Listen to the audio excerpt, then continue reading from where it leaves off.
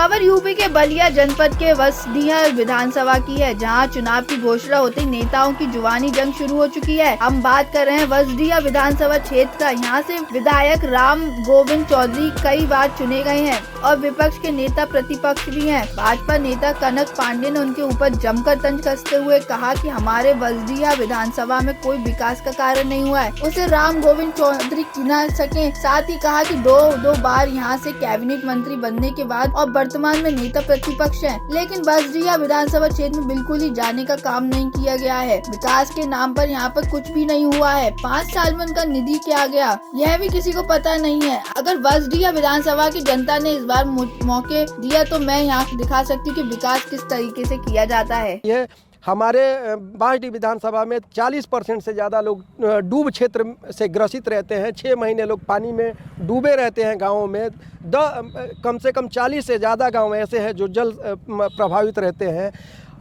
उन पे सबसे पहले फोकस करना है, उन पे काम करना है, ताकि वहाँ के लोग कम से कम आराम से अपनी ज़िंदगी गुजर बसर कर सकें।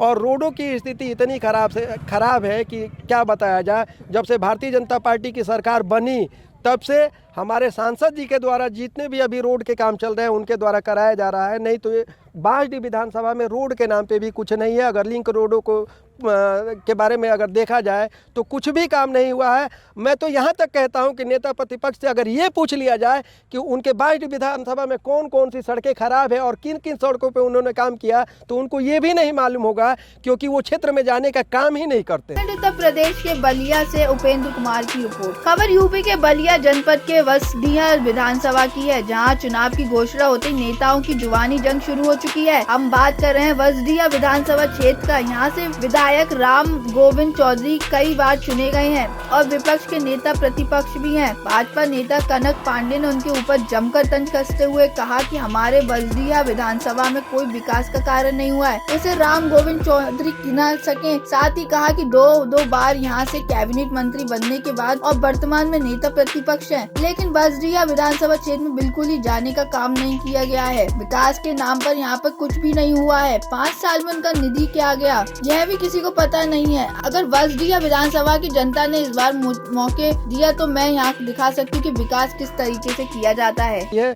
हमारे बांसडी विधानसभा में 40% से ज़्यादा लोग डूब क्षेत्र से ग्रसित रहते हैं। 6 महीने लोग पानी में डूबे रहते हैं। गाँवों में कम से कम 40 से ज़्यादा गांव ऐसे हैं जो जल प्रभावित रहते हैं।